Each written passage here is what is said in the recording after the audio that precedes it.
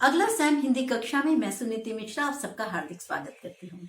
तो बच्चों, आजकल हम पढ़ रहे हैं कक्षा 10वीं की क्षितिज, और आज मैं आपको पढ़ाने जा रही हूँ उसका 8वां पाठ कन्यादान, जिसके रचनाकार हैं ऋतुराज। तो बच्चों, ये जो एक कविता है कन्यादान, इसमें क्या है कि माँ और बेटी की जो एक परंपरागत रिश्ता है, जिसमें हमेशा माँ बेटी को यही सीख देती है। आपने सुना होगा ये बात कि बेटी, मैं आज तुम्हारा विवाह कर रही हूं, और वहां पर कहते हैं कि यहां से डोली में जाना और वहां से 4 कंधों पर उठकर ही आना। ऐसा परंपरागत माएं अपनी बच्चियों को समझाकर भेजती थी और ससुराल जाने से पहले इस प्रकार की नसीहत दिया करती थी। लेकिन ये जो नसीहत है कन्यादान, ये बिल्कुल उससे उलटफेर है। यहाँ पर जो माँ है वो क्या बता रही है उसको कि देखो, सामाजिक व्यवस्था के अनुसार जो स्त्रियों के लिए बहुत सारे प्रतिमान गाड़ लिए गए हैं, बेमतलब के गुड़, मतलब कल्पना करके उनको बता दिया गया है, तुम्हें हमेशा दब के रहना है, तुम्हें कभी जवाब नहीं देना है, यदि कोई तुम्हारे साथ गलत भी करे तो भी तुम्हें सिर झुकाकर सहन कर लेना है। तो वो इन सब आदर्शों को, जो जिन्हें आदर्श उन्होंने अपने सुविधा के अनुसार इन्हें मानदंड बना दिया कि आपके साथ कुछ गलत हो रहा है तो भी आप चुप रहिए। तो यहाँ पर जो माँ है वो कैसी माँ है? वो एक ऐसी माँ है जो कहती है अपनी बेटी को कि कभी भी कमजोर मत पड़ना, अगर तुम्हें कुछ भी गलत लगता है तो गलत पर जरूर उंगली उठाना। तो ये अब आपका दृष्टिकोण है कि आप कौन सी बात को उचित समझते हैं। अगर आप मुझसे मेरी राय पूछेंगे तो ये जो कन्यादान है, ये बिल्कुल माँ उसको सही राय दे रही है अपनी पुत्री को। तो ये जो है, ये आज की कविता है कि छोटी सी कविता में स्त्री जो जीवन के प्रति जो ऋतुराज है, ये तो बड़ी सुंदर संवेदनशील तरीके से इसकी अभिव्यक्ति हुई है। और जो विवाह के समय सीख दी जा रही है, वो लड़की को ये तो बता रही है कि लड़की की तरह मर्यादित तो जरूर रहना, लेकिन केवल लड़की की तरह भोली बनकर मत रहना। हर तरह से सावधान रहना, सजग रहना और जीवन की हर परिस्थिति का निर्भय होकर मुकाबला करना। तो ये परिस्थिति या ये जो कविता है, बहुत ही सुंदर कविता है, आधुनिक कविता। चलते हैं। कितना प्रामाणिक था उसका दुख लड़की को दान में देते वक्त। प्रामाणिक मतलब स्वाभाविक और यथार्थ। यानी कवि ने जो बता रहा है हमको कि जो कन्यादान के बाद बेटी को जब ससुराल भेज रहे हैं, तो उस जो माँ है उसकी एक वेदना का यहाँ पर चित्रण है। यानी माँ को कैसा लग रहा है कि माँ का जो दुख है वो कितना अधिक यथार्थ था, कितना सच्चा था उसका दुख। क्यों? लड़की को दान में देते वक्त, यानी जब उसको, माँ को ये लग रहा है कि मैंने अपने जीवन की सबसे बड़ी पूंजी को दान में देने का आज दिन आ गया है, तो ऐसा लग रहा है एक माँ को जैसे कि उसके पास कुछ विशेष न बचा हो जिससे अपना समझा जा सके।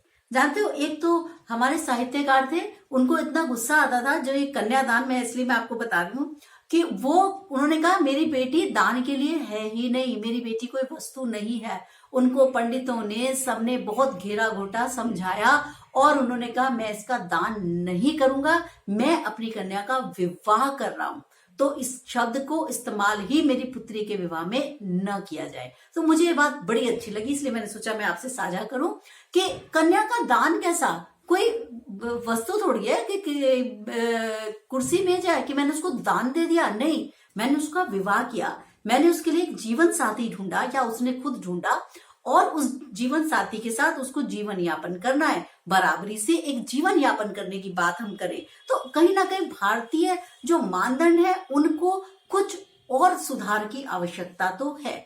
और जो सोच होती है ना, जो कहते हैं आधुनिक सोच रखनी चाहिए, तो आधुनिक सोच एक ऐसी चीज है जिसको कि आप केवल कपड़ों से, आप अपने कोई बहुत अच्छा हेयर कट ले लें आप, या अपने कोई क्या आपका पहनावा है वो कर लें, आप अमीर कितने हैं, इन सब चीजों का इससे कोई लेना देना नहीं है। और या आप कितने पढ़े लिखे हैं वो भी कोई मतलब नहीं है। हो सकता है कि मुझसे ज्यादा कम पढ़ा लिखा व्यक्ति मुझसे ज्यादा समझदार और सुलझा हुआ।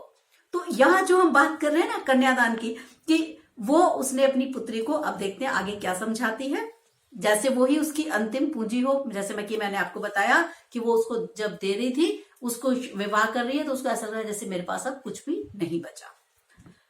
लड़की अभी सयानी नहीं थी, अभी इतनी भोली सरल थी कि उसे सुख का आभास तो होता था लेकिन दुख बांचना नहीं आता था।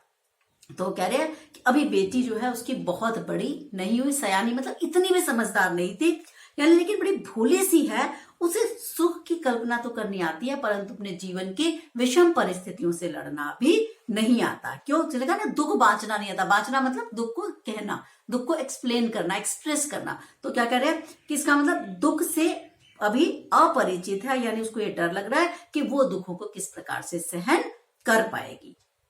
ठीक है, तो वो कैसे जी रही है जो लड़की है, बच्ची, वो तो सुखद कल्पनाओं में ही जी रही है। उसको नहीं पता कि अभी उसके सामने ऐसी विषम परिस्थितियां भी आ सकती हैं, आएंगी जरूरी नहीं है पर आ सकती है।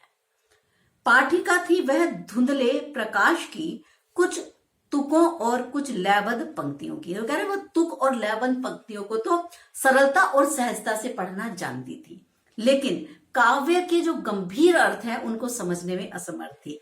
इसका मतलब कि वही बात जो उसने पहले कही कि जो सरल परिस्थितियां आती हैं उनमें तो उसको जीना आता था, लेकिन अगर कोई विषम परिस्थिति आ गई उसका सामना करने के योग्य वो अभी बच्ची पूरी तरह से जो है परिपक्व नहीं है। तो माँ उसको इस परिस्थिति के लिए भी तैयार करना चाह रही है। क्यों? क्योंकि उसको नहीं पता कि बेटी, माँ को क्या डर लग रहा है कि जब वो अपने ससुराल जाएगी तो पता नहीं ससुराल वालों का व्यवहार उसके लिए कैसा हो, कटु व्यवहार हो, कोई अत्याचार करे।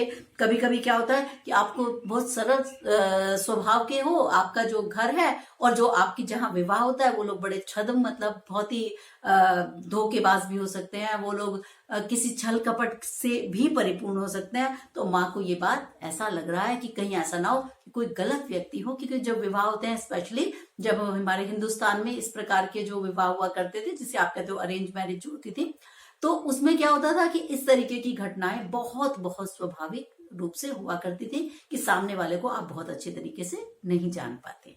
तो इसलिए माँ बहुत चिंतित है। माँ ने कहा, पानी में झांककर अपने चेहरे पर मत रीझना।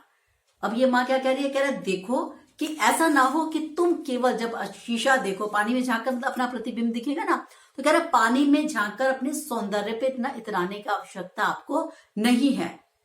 क्यों नहीं?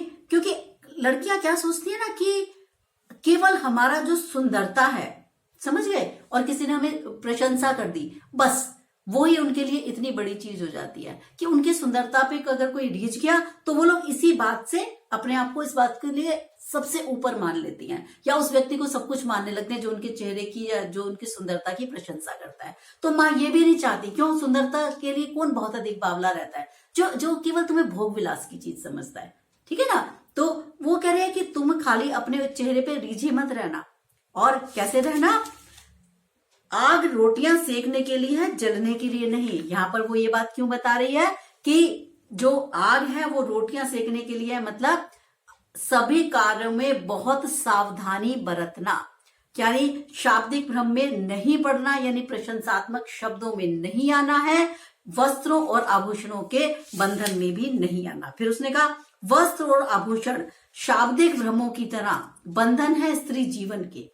अब जो तुम्हें बहुत महंगे महंगे वस्त्र हैं और जो आभूषण पहनाए जाते हैं वो क्या है कि वो केवल भ्रम है स्त्री जीवन के, यानी वो केवल तुम इस भ्रम में मत पड़ना कि यही भ्रम क्या करेगा तुम्हें कि स्नेह का आभास करा के बंधन में जकड़े रहेंगे।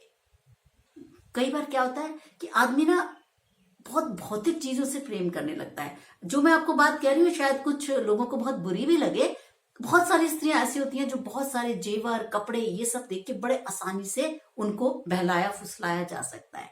तो जो माँ है, आप देखो ये कितनी आधुनिक सोच की है। और आपको ये भी जान के बड़ी हैरानी होगी कि बहुत सारे पेरेंट्स ऐसे होते हैं जो सिर्फ सामने जो भी अपनी बेटी की शादी के लिए जब कहीं जाते हैं तो वो केवल गहना पैसा देख के ही उस भ्रम में ही अपने बच्चे की शादी कर देते हैं, बिना ये देखे कि क्या वो उसके लायक है या नहीं, या उसकी लड़के की अपनी अर्निंग क्या है, या उसकी सोच क्या है, दृष्टिकोण क्या है जीवन को लेके। आप कई बार देखोगे बहुत धनवान लोगों का दृष्टिकोण इतना नीचा गिरा हुआ होता है, आप उनसे 5 मिनट बात नहीं कर सकते बैठ के। तो ये बता रही है कि जो वस्त्र और आभूषण है ना, ये सिर्फ भ्रम है। इनके चक्कर में सारा समय फंसी मत रहना। ये औरतों को सिर्फ बांधने के, बंधन बनाने के लिए, बंधक बनाने के लिए बने हैं। तो इनको इस्तेमाल की चीज समझना, इनके बंधन में मत बंधना। फिर माँ ने कहा लड़की होना पर लड़की जैसी मत दिखना। अब ये क्या कह रहा है कि तुम लड़की की तरह मर्यादित व्यवहार तो जरूर करना, लेकिन सामान्य और कमजोर लड़की की तरह अत्याचार सहने के लिए दुर्बलता मत दिखाना, यानी तुम हर तरह के शोषण का डट कर मुकाबला करना। लड़की जैसी मत दिखना का मतलब क्या है कि हर शोषण का डट कर मुकाबला करना। तो ये वो लड़की को, अपनी पुत्री को सावधान कर रही है कि कभी भी प्रशंसात्मक शब्दों के शब्द जाल में मत फंस जाना, क्योंकि बहुत सारी नवविवाहिताएं क्या होती है कि जेवर वस्त्रों के या किसी भी प्रकार के चकाचौंध में आकर अपना सर्वस्व यानी अपना अस्तित्व ही भूल जाती हैं, और वो मान सम्मान, एक क्या होता है ना कि देखो, एक है अभिमान और एक होता है आत्मसम्मान। आत्मसम्मान को किसी के लिए भी, चाहे वो तुम्हारा पति हो या तुम्हारा सास हो या तुम्हारे ससुर हो या कोई भी अपना बच्चा हो, किसी के लिए भी अपने आत्मसम्मान को गिरवी नहीं रखना, समझ गए? लेकिन अभिमान भी नहीं करना। ये क्या कि इन दोनों में फर्क क्या है कि देखो, अभिमान होता है कि मैं ही सब कुछ हूं, और आत्मसम्मान क्या होता है कि मैं भी कुछ हूं। ऐसा मत सोचो कि मैं कुछ हूं ही नहीं, ऐसा भी मत करो कि अपना आपको पूरा ही मैंने मिटा दिया, तो नहीं, आपकी हमेशा अपना एक जो व्यक्तित्व है वो रहना ही चाहिए। तो यहाँ पर वो पुत्री को क्या बता रही है कि लड़की जैसी तो दिखना, यानी मर्यादित व्यवहार तो करना, अच्छा व्यवहार करना, इज्जत मेरी बनाए रखना, लेकिन ऐसा मत लड़की जैसी मत दिखाई देना, यानी अत्याचार सहने के लिए दुर्बलता मत अपनी दिखा देना कि मैं, तुम लोगों ने मुझे जेवर पैसे दी, मैं तो कुछ भी करने को तैयार हूं, मारो पीटो बेइज्जती करो, कुछ भी करो, अपमानजनक शब्द सुनाओ, मैं फिर भी सुनती रहूंगी, ऐसी मत बनना। तो वो अपनी पुत्री को ये सिखाना चाहती है, और ये है हमारी जो कविता थी वो कन्यादान। ठीक है, तो ये बहुत सुंदर कविता है। अब इसके बाद हम मिलेंगे आपको अगली कविता में, तब तक के लिए मुझे आज्ञा दीजिए, नमस्कार।